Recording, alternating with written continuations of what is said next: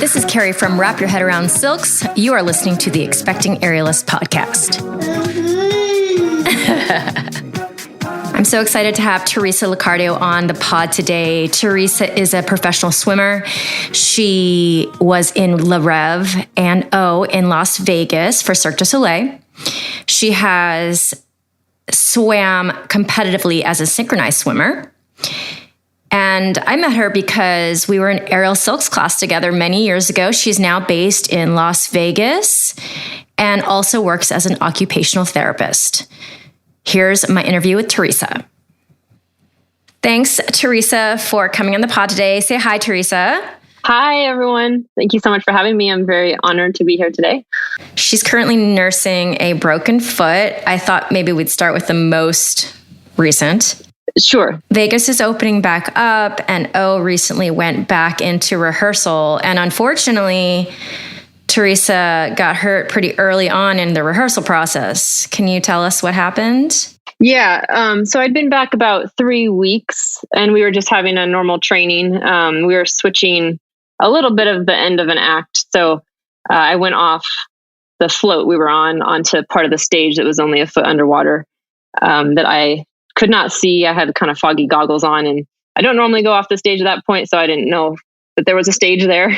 So I landed on the top of my foot. Then I continued on a little bit in rehearsal because I was kind of in denial. And then I looked at my foot and it was swollen. So I went and had an x-ray, and I broke base of my fifth metatarsal. So could have been a lot worse. But unfortunately, I missed the opening of the show, and I'm out now for probably, I'm guessing, till mid-August. I'll be back. Man, it always sucks to get really excited to go back to work or to start a job or anything, and then to get injured pretty soon after. It just kind of sucks. Yeah, even though it's not the biggest thing. Yeah. I was really excited there was a lot of exciting energy about the show opening again. And I went to watch the dress rehearsal, they had 2 dress rehearsals before they opened, where they invited audience to come. And the energy of the audience was so exciting. And I was sad that I couldn't be in the water and experience that. But it was really fun also to be an audience member and experience how excited everyone was to watch live performance again. When I first saw Cirque du Soleil's I was already an aerialist, but very, very early on. And I was like a kid in a candy store. At the beginning, they have this moment where the entire red curtain gets sucked into the back. And that's how it starts. And I still remember that moment like it was yesterday. It's a gorgeous show. Yes. Yeah. So I first saw it when I was 15 or 16. I think it was the first or second year they'd been open. And my coach from growing up, she was one of the original cast members. So I went to go watch her in it. And it stuck in my head up until my early 30s when I decided to audition. So it definitely has a lot of moments that stick with people. Oh yeah. It's such an incredible spectacle. So Teresa actually did Le Rêve, and then now she's in O. How long did you do Le Rêve? I was there about 4.5 years. Okay. And before that, you were swimming competitively as a synchronized swimmer. Yes. I had retired for a lot of years, and then I went back. I still go to a competition. It's called Masters competition. So it's mostly for people that have retired, but it starts when you're 20, you can start to go to Masters, and then it goes up until I've seen people in their 90s compete solos or in teams. So it's pretty inspiring, but I go to nationals every year for that. So I started doing that again while I was living in Los Angeles, and I was in graduate school and doing some stuff like that. And then kind of being back in that world reminded me that I really wanted to perform. Yeah. And then I'm assuming you swam as a kid. Yeah, I started when I was 11. I was lucky. When I was like 11 that summer, I just remember telling my mom I want to be a synchronized swimmer. I don't know how I knew anything about it, but I was lucky that I lived really close to one of the best clubs in the country. So we were about 30 minutes from that club. So I did a summer program, and I just was kind of a natural. I was always in the water when I was a kid. And so as soon as I took the summer program, I fell in love with the sport, and I did that all through high school. And then I retired to go to college. And that's when I didn't swim for close to a 10-year period. Oh, wow. Kind of picked it up again in my late 20s. I realized, oh, I really miss swimming. I really miss like this skill that is kind of a unique skill that I had. Like it was a large part of my identity that I never really let go of, but I wasn't participating in it. So I decided to try and pick it back up and go to this master's competition. So it was pretty nerve wracking being out of the sport for 10 years and then going back. I'd kind of just been coaching myself at the public pool and showed up at this competition on my own with no coach. And it was a little stressful, but I've come a long way since then. Let me ask you. Okay. So I've said on this podcast many times, I'm like, I would die in water. Like I can't swim at all. I can like doggy paddle. But when I was a kid, I would like, you know how kids play in the pool. I would try to like go upside down, do a handstand, or like take one, like just turn under the water and it would just go straight up my nose. And I was like, this is terrible. Why would anybody do this? Yeah. So you're obviously a fish in water. Tell me what it's like. Well, you also train aerial, and that's how we know each other. Yeah. Tell me what it's like to do this type of synchronized and super sharp movement, and then also you're swimming. Can you talk about the technique that you do underneath the water and how somehow somebody like me could understand it, knowing what I know? Obviously, I'm a dancer and an aerialist, but yeah, do they compare to each other at all? Is it a completely different part of the brain? I feel like they do relate. I think when I started to learn aerial, I hadn't fully gone back into deciding to compete again, but I feel like my training in aerial kind of reminded me like, oh, this is it's a similar physical challenge. Like you're trying to learn a new skill and then you get over that hump and it's, you feel really good. Like it's kind of addicting in that way. Mm-hmm. So I feel like the physical challenge was very similar. Like I knew how to have a challenge and then be able to work hard at it and physically overcome it. But I'm not sure. Yeah, the actual skills of being in the water. It's funny because I feel like I could teach a beginning aerialist how to climb and do the basic skills. But I honestly feel totally at a loss on how I would even teach a beginning swimmer to do some of the synchro skills, just because I learned so young. So for me, it's harder for me to break down that because I learned it so young. So it's just so second nature for me when I'm in the water. Mm-hmm. I get it. But we have like very specific, we call it sculling. So we have different kinds of sculls that we learn how to do. And when we're upright, we do something called egg beater, which is what water polo players do. So those are kind of like our base skills that we do to stay up. And then we also have the aspect of having to hold our breath, which we do a lot of kind of breath training. And now as an adult, when you look back and you're like, why did I choose a sport where you have to hold your breath? It's terrible. Well, yes, because usually movement and breath go together. Yeah. So I think if you talk to almost any synchronized swimmer later in life, they're like, why did I choose this sport? But there's the other thing about synchronized swimming that is different is it's really strongly a team sport. Right. Which is, I think, different than aerial. I think, you can get into performance environments where you're with other people. But, I think a lot of it too, you kind of do solo. So I feel like in my aerial training, I always really thrived when I was either working on a performance with a group of people or, collaborating with someone. I really think that's part of what I really loved about the sport of synchronized swimming was having that really close teamwork aspect, which I feel like I get now again, being at the show, because we are a close knit group and we have to work really closely together versus the solo acts that, they mostly do their training on their own. And, they have to rely on the riggers and stuff. But as far as being really in sync with some of the other performers, they don't have to do as much as we do. Totally. Can we go back to this holding your breath while doing movement thing? Yeah. Okay. So you have a nose clip on, I'm assuming. Yes. There are some swimmers that swim without nose clips. Like my duet partner I swim with, she doesn't swim with a nose clip. What's that like? I think it's terrible, but some people can close their nose with their top lip. And I can't really? I can't really do that, but I can for a short period of time. I can, like I've swam routines before without a nose clip. Like if I've lost it during competition, there's no time to put a new one on. So you just keep going. So I can kind of close my nose off a little bit on my own for a little bit, but eventually when I start to run out of air, then the water starts to go up. But the way my duet partner explains it, she just, once you let the water flow in a little bit and you have the like initial burning sensation, then it goes away.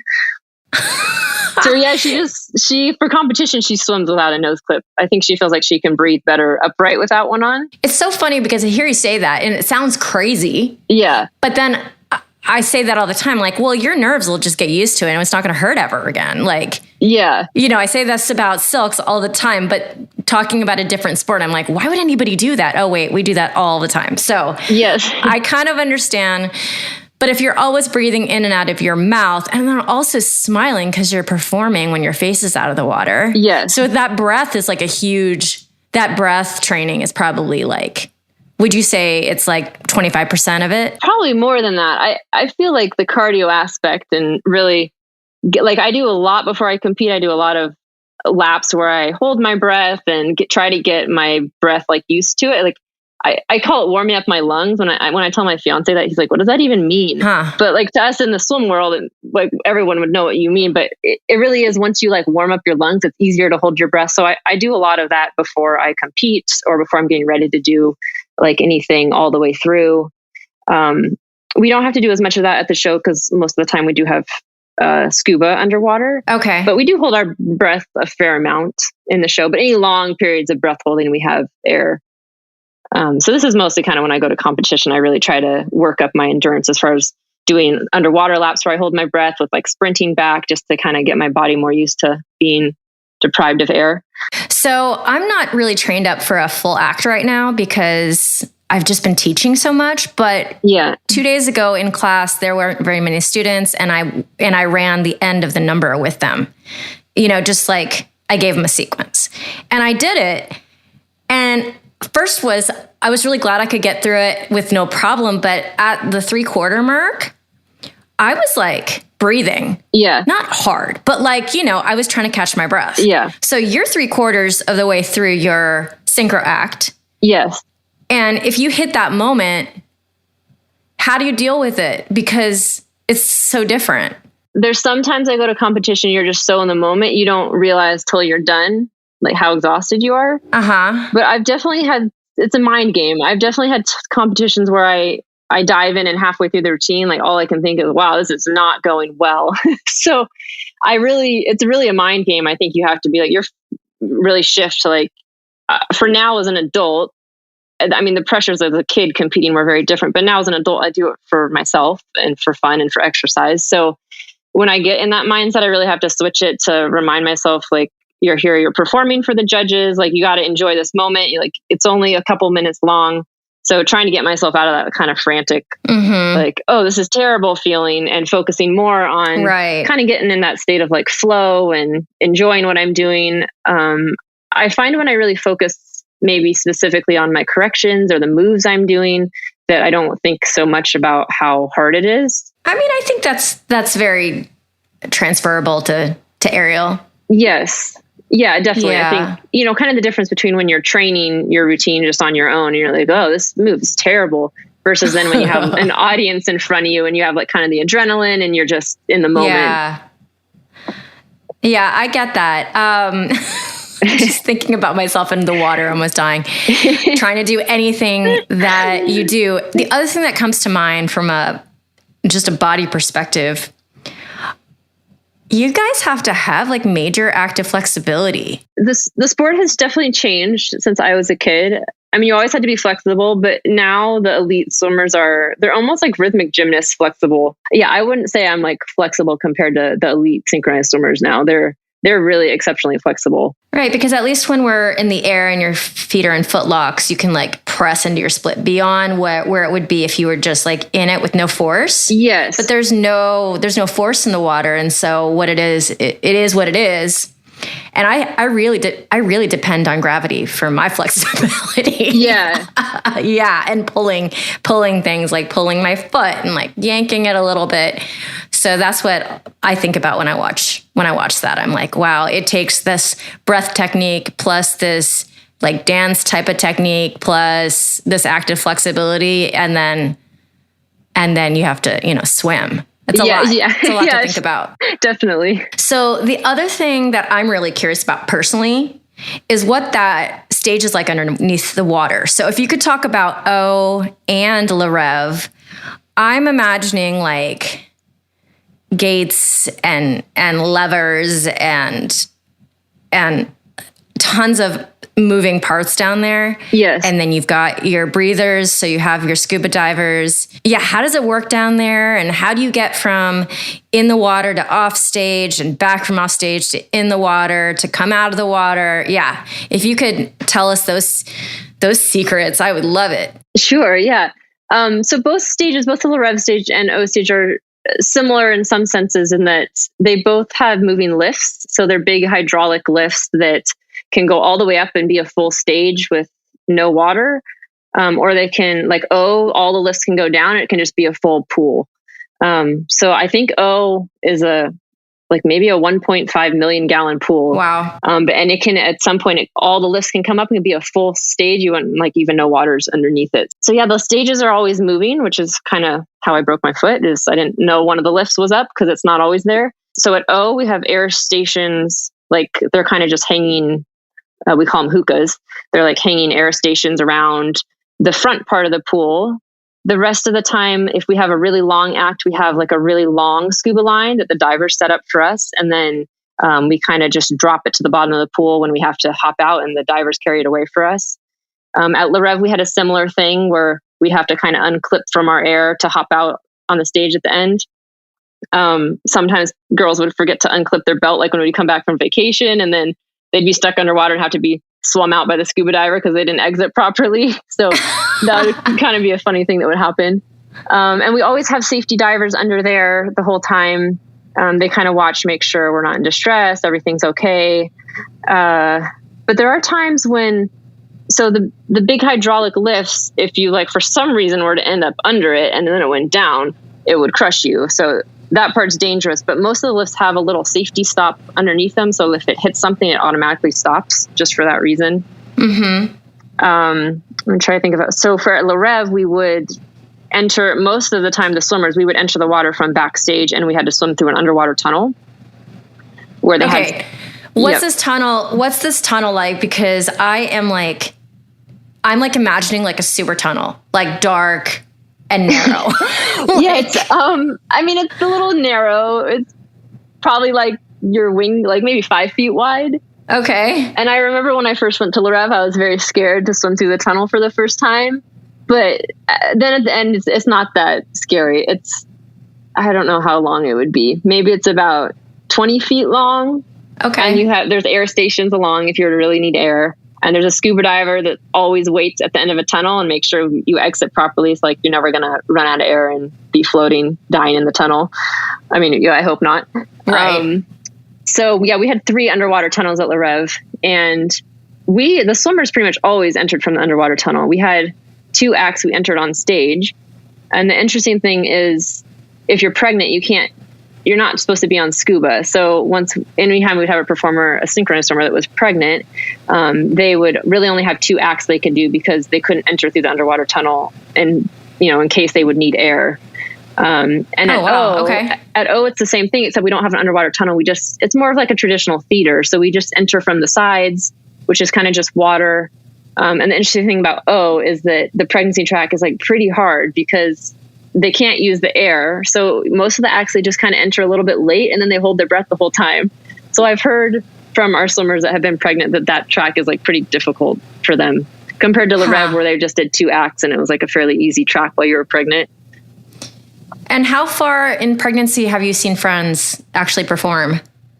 Usually they perform to about 3 or 4 months, but we had a swimmer at O that I think she went to 5 or 6 months because she didn't show. Usually I think it's kind of up to how they're feeling, and also once the artistic team thinks they're showing a little too much. Yeah. So it's kind of between those 2 factors. But they're pretty respectful. We've had girls that as soon as they knew they were pregnant, they maybe had some risk factors as far as still being so active. So they would go out right away. So yeah, it really depends, but generally probably around 3 to 4 months. Yeah. I wonder what that would feel like to swim that track and be so nauseous. But yeah, I don't know either. Yeah, that's a lot to think about. But if that's what you do, for me, for sure, doing aerial in my first trimester was way easier than dancing, because dancing, I didn't have my equilibrium on my feet. as much as I used to. And I was doing a show that I was in heels. So that, and then plus the lights, I was like, I'm going to fall. But having my hands on a silk and then doing a couple things, totally easy compared. So I might think about the swimming stuff and be like, oh, that sounds hard. But wait, I would rather do aerial than dance when I was pregnant. So yeah, interesting. And that might not make sense to people either. Yeah. Yeah. Okay. I have more questions. Yes. So backstage, like, do you enter like a spa type of room and then you swim into a tunnel? Like, what are these backstage portals like? I don't know. It's like, to me, it's like Narnia. Yeah, I know. It's hard. And it's hard. I remember coming to the shows. It's hard to comprehend what it could look like back there.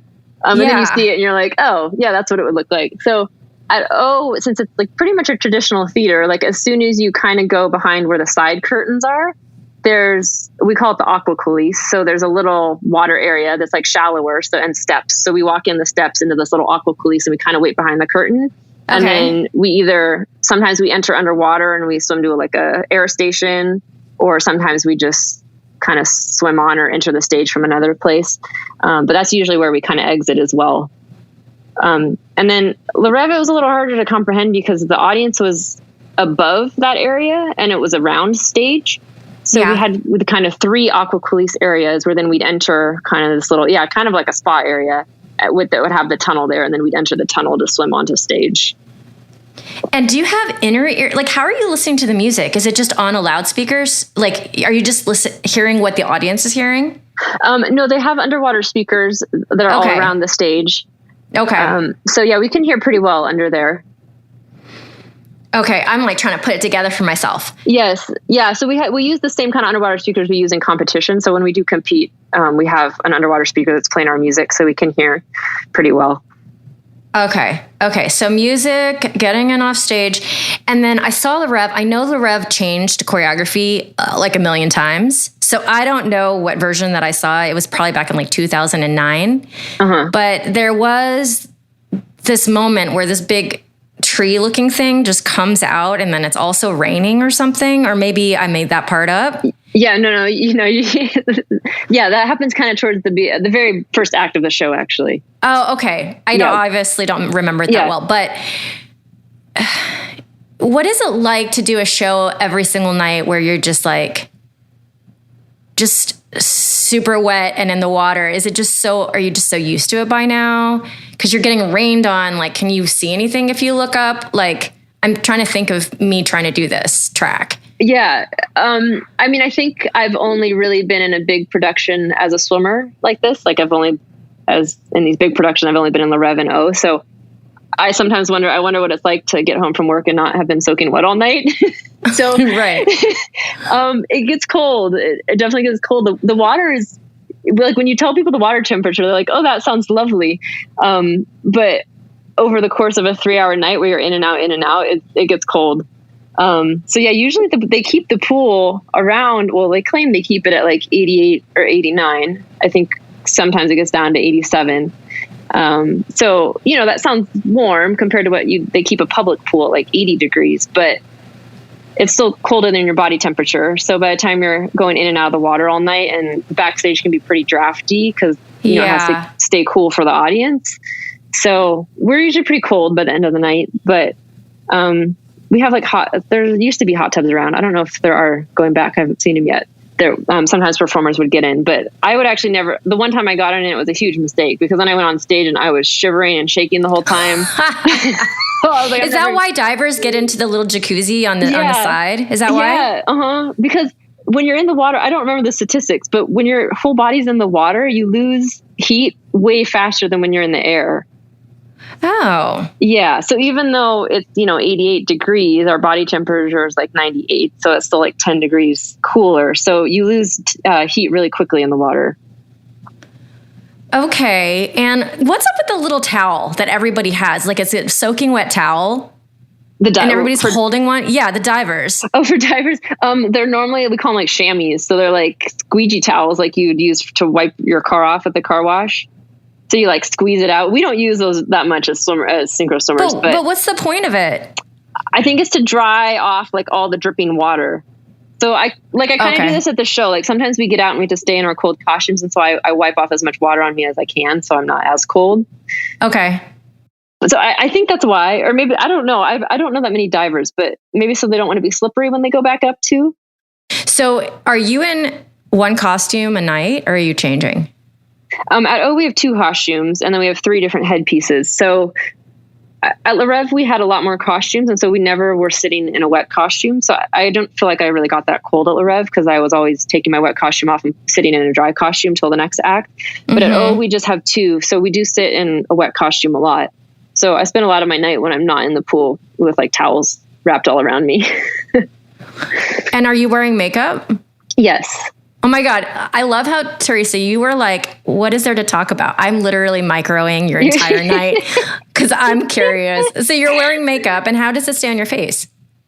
We use like a fixing powder. Yeah, it's like a big powder we just put on all at the very end. And then you look like really white until you get in the water once and it kind of washes off some. But then your makeup stays on. Oh. Yeah, it pretty much stays. I have to redo my lipstick in between shows. But other than that, everything pretty much stays on. Right, because for both, you're sometimes doing 2 shows a night, most of the time, right? Yes, yeah.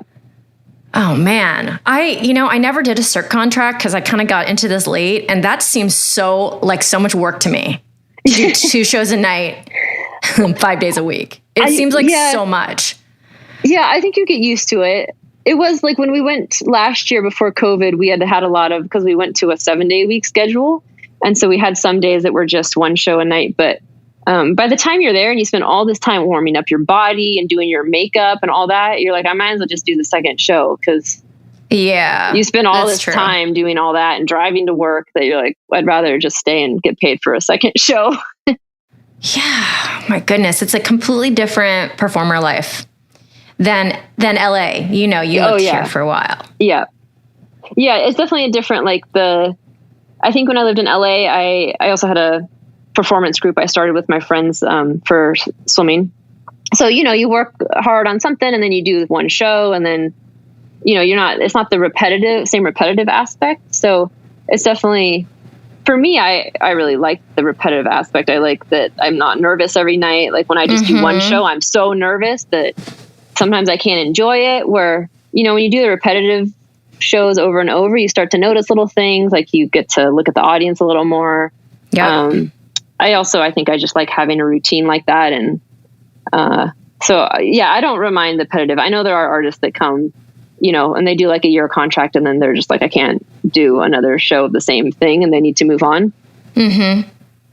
I think probably as swimmers, we're used to having to do a significant amount of repetitive stuff. So it's probably not as hard for us, but I like the aspect. I like that it's not like a one-time, if you mess up, like too bad, that was your 1 chance to perform it type of thing. Like I have lots of chances to try different things and stuff. Yeah. And if you perform something enough, you get to really, I don't know if the word's master it, but you get to polish and find the nuances. And I think that's fun too. I've been in a couple shows where LA is different. So I would be in a show where it would be every Friday night for like months and months and months. And that was the same type of feel for me where I got to do these routines over and over. And it started to feel like the show that I was in right before I got pregnant, it felt like that we were, it's the type where it's in a club. So we were on bars and like hanging from like poles and I look back and the other girls even said to me, they're like, how do we not die in that show? It looks so like you step 1 foot out and you're like, you would have fallen, but no one fell. Yeah. We just got so used to whatever the parameters were. Yeah. Yeah. And it was, and it felt really safe. But then after you're out of that, you're like, whoa, that was a little bit like, and the lights and like they're flashing, it feels like a strobe, like trauma, heart attack while you're on stage. Okay. So Teresa, what's your favorite thing about being in a show like O or Le Rêve? Like, what is the thing that makes it exciting for you? Oh gosh. There's so many things.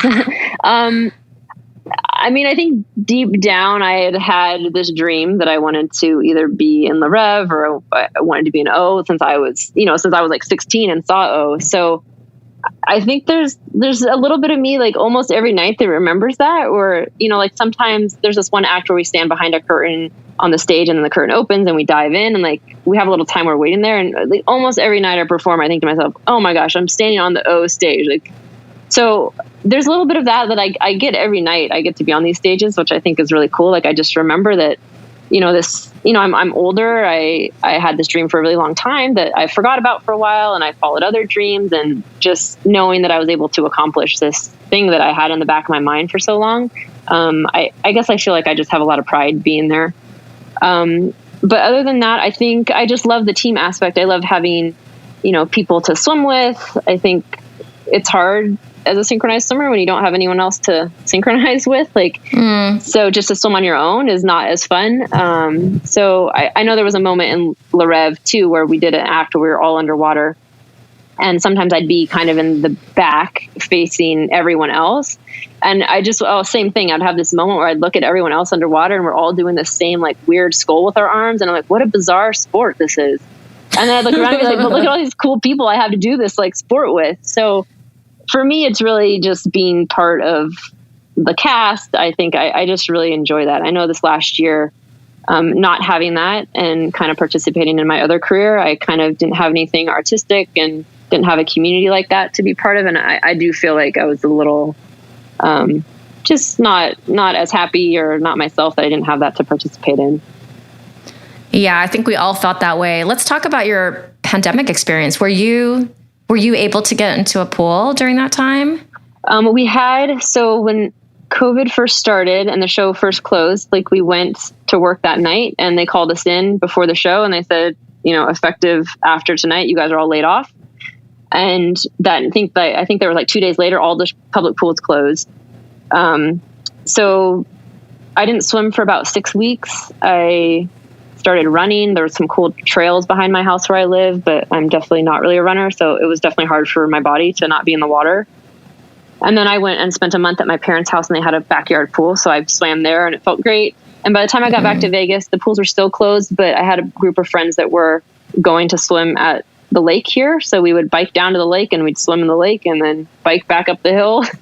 So we did that for a little while. And then thankfully the pool's open, but yeah, it was hard to not have a place to swim. I mean, I know kind of everyone felt that, not having, if you didn't have your own aerial rig, same thing. Like there's not anything else that compares to being in the water. Like same with being in the air. Like there's nothing else that compares to being able to like hang upside down and kind of get your body in that position. Yeah. And just be on your rig. Yeah. There's nothing that's comparable. And I was kind of adjacent to a lot of Cirque performers without being a performer myself for that company. And when everybody got straight up laid off, like what were the emotions that were happening in you? Because watching it happen, I was like, wait, like not even just straight laid off, not even, okay, we're just going to be off for a while. Like that was shocking to me. Yeah. I mean, I think we technically were furloughed at first. And then in July is when I found out I was like permanently laid off. So I think when it first happened is kind of like, they kind of said, well, hopefully we're just going to be closed a month and then come back. Like no one really knew what was happening and like this was going to go on over a year. Yeah. I think for me, I have another career as an occupational therapist. So I knew I would be okay.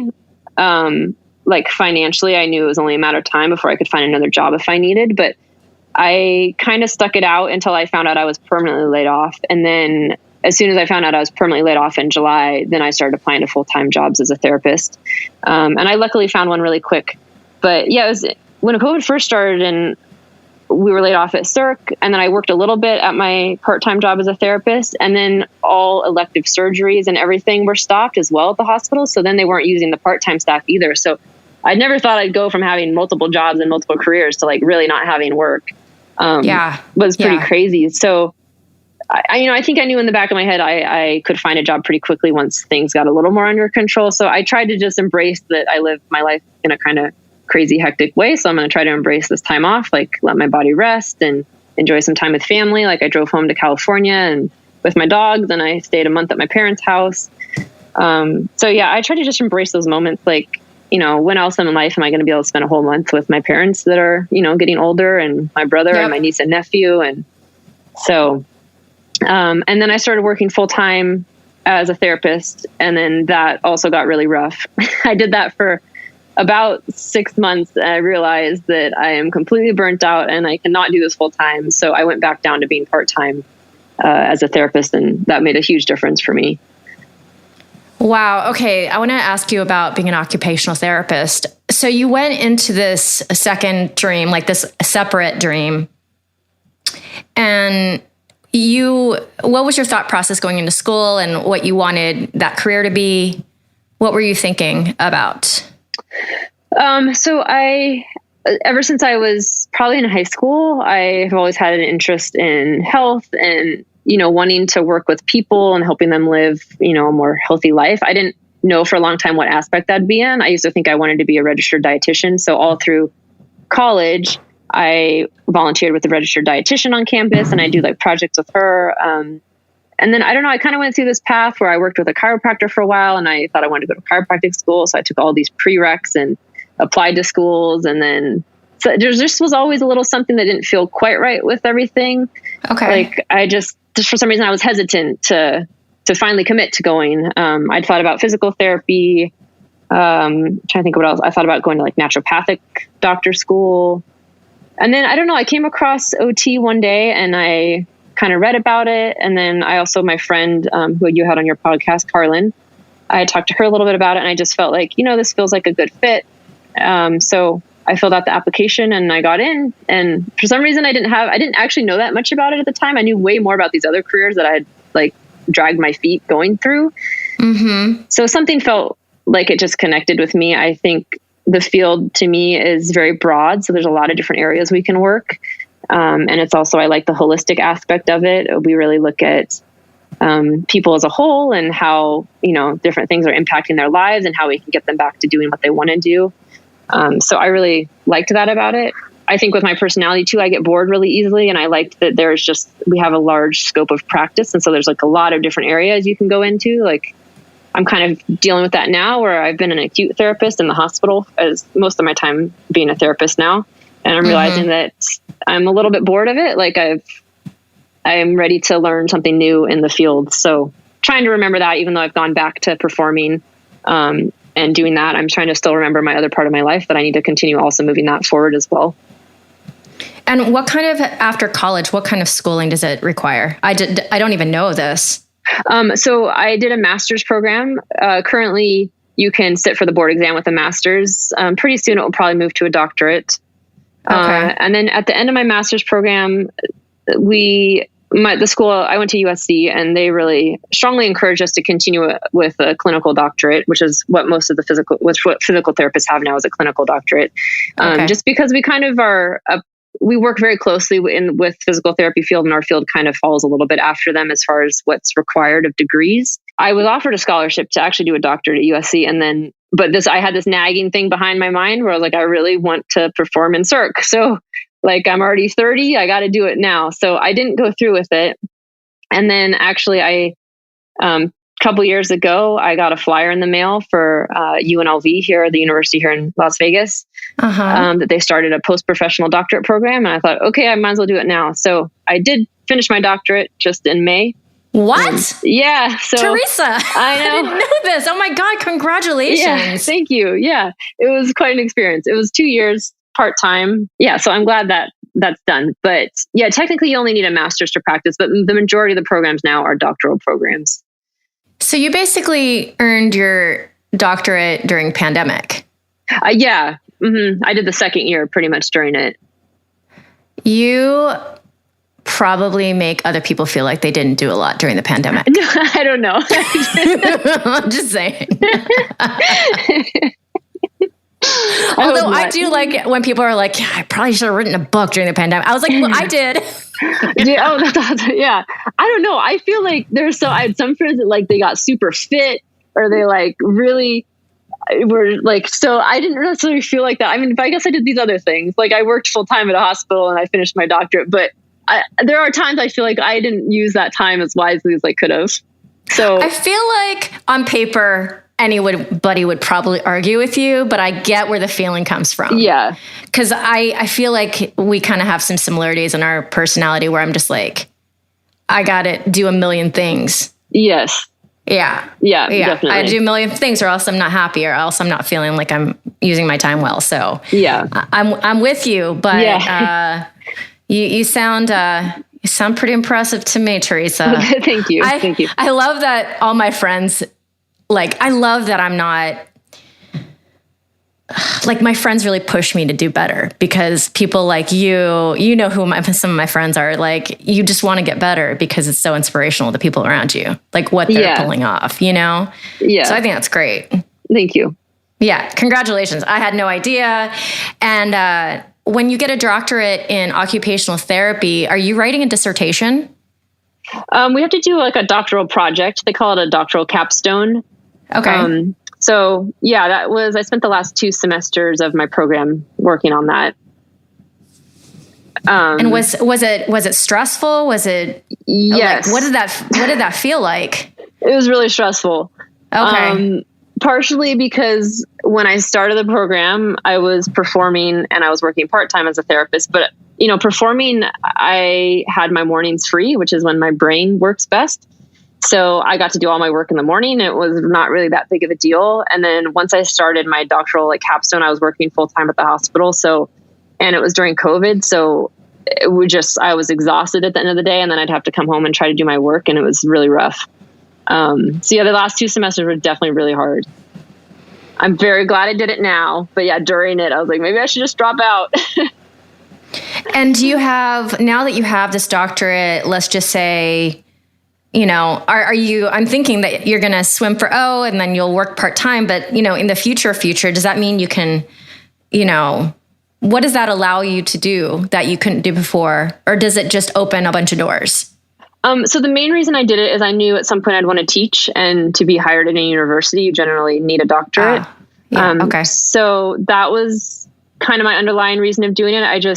I looked at my work I do at the hospital, and I realized I can't do this I guess I can when I'm 60, but I don't want to be having to lift heavy patients, and it's just hard. It's hard to be on your feet all day long. It didn't seem to me like a area I could do long term.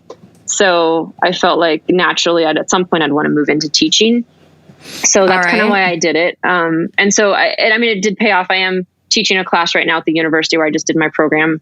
Thankfully our program director, we were the first class to go through this program. So she allowed both me and my classmate to, start teaching there. So I'll have that experience on my resume now, which is good. But yeah, that was the main thing. I think the other really benefits to doing the doctorate is I know at some point I would love to start my own practice in some way. I don't exactly know what area that would be. And I think just, it's kind of just a status thing, but I think for your clients to know that you went through that extra schooling and you have that behind your name, I think it just gives you a little more credibility if you're starting your own practice.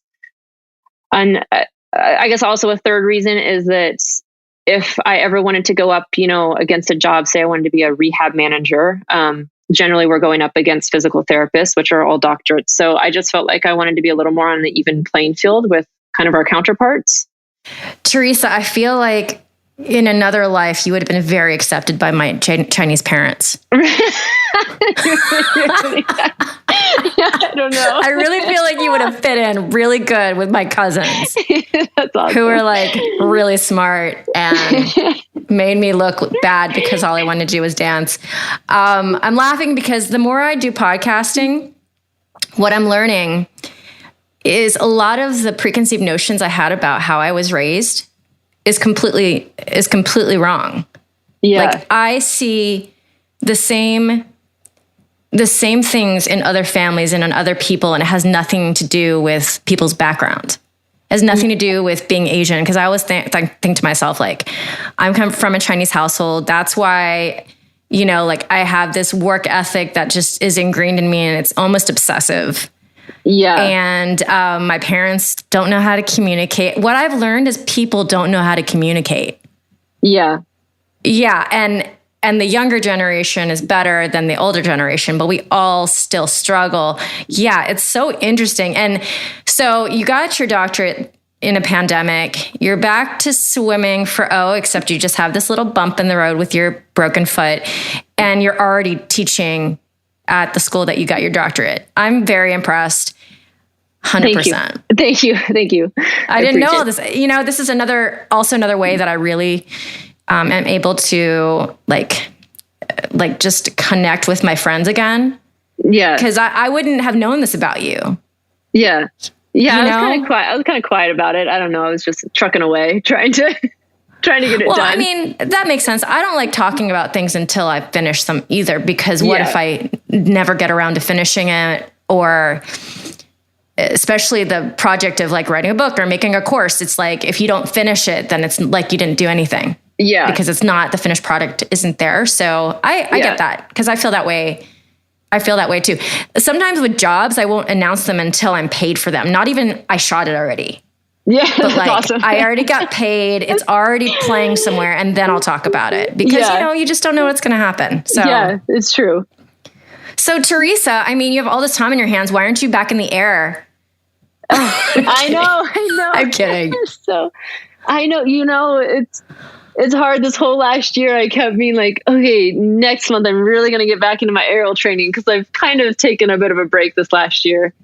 So, it's hard because the gyms were closed and I don't have a rig. So I kind of allowed myself that time for a while, and then the gyms opened, and I'd make myself go back once a week for a little while.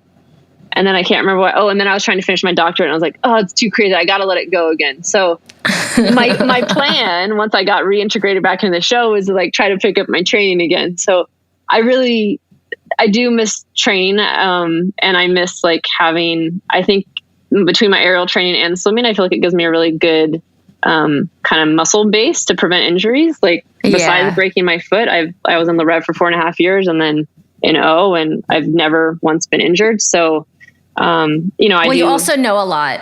Yeah. I think that probably is very helpful. Yeah. But. And I try to make an effort to really keep into those things, but yeah, I kind of just I let myself just take a break this last year from training, but, I would definitely like to get back into it. A little bit over COVID, when I was training alone, and I don't really like to train alone. So, now that some of my friends are back to training, I think once I'm ready to, I'll have people to train with again. So yeah, I get a little nervous. So I didn't really like to train on my own. And it's crazy. Like it's because, you in your head, it's muscle memory. So you're like, oh, I used to be able to do this. But then if your strength isn't there, like it was a little scary for me, because I was like, I don't quite know where my strength level is right now. Like I remember where it used to be, and in my head, it's still there, but it's not physically. So yeah. I think just having a friend there. Sometimes if you hadn't done it in a while, it's really helpful to look to your friend on the ground and be like, hey, I did that right, didn't I? Totally. Like, yeah. That really does help. And from my experience, when I visit Vegas, even more than LA, it seems like you go to LVCC or you go to whatever it's called. Yeah. I don't remember the acronyms, but like everybody is there.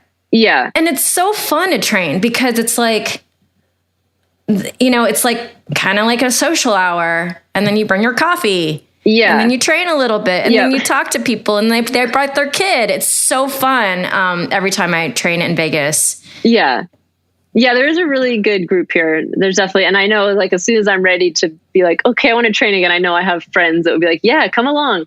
But yeah, there is a bit of an intimidation aspect too, I think, because like everyone is really good, and you worry like, oh, so are they going to judge me? But that's when I try to I'm like, I ultimately, like, I do all these things for fun and for fitness and to stay fit as I get older and for the physical challenge. So to me, I try to remember, like, it doesn't really matter right now what I look like.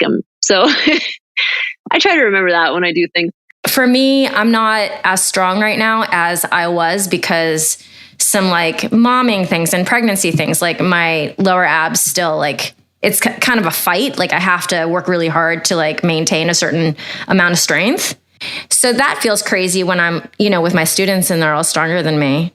Yeah. But at the same time, I know why that is. And, you just kind of fight the good fight. I'm also, Teresa, I'm not a spring chicken anymore. You are. You're still a spring chicken. I think to myself, I'm like, at some point, I'm going to have to let it in my head that isn't a part of the equation.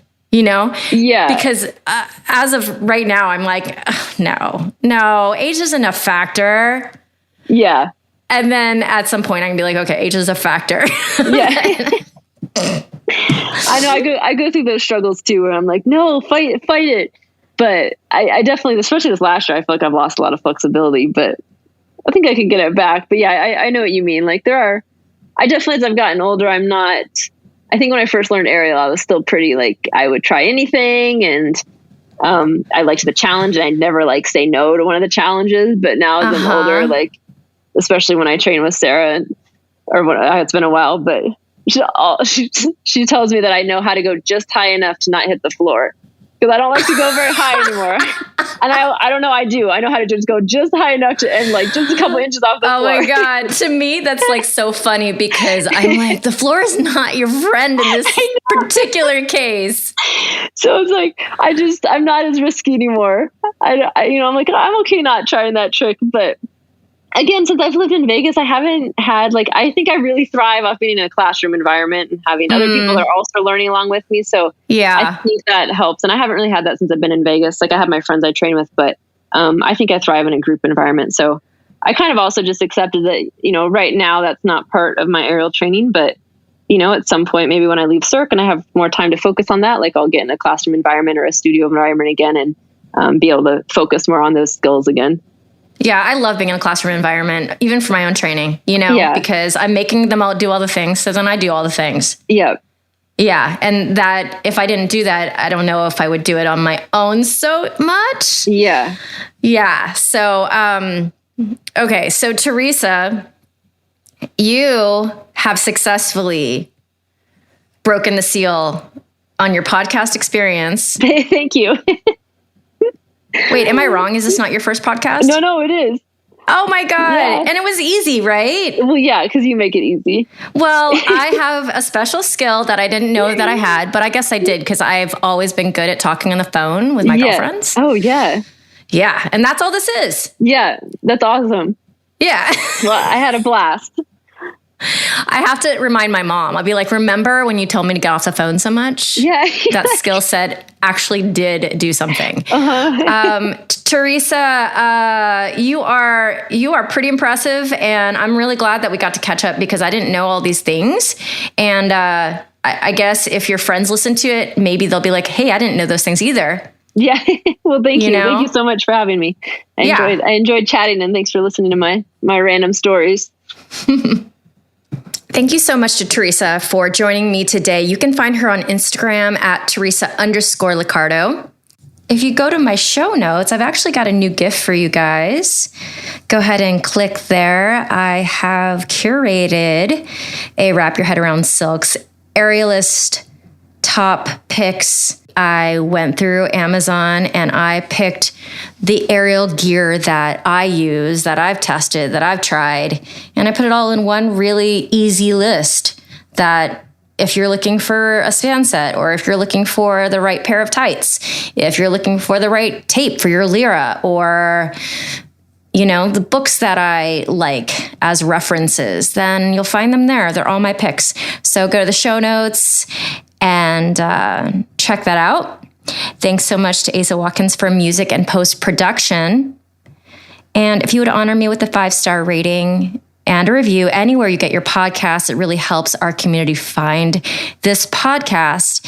And thanks so much for listening. You've been listening to the Expecting Aerialist podcast.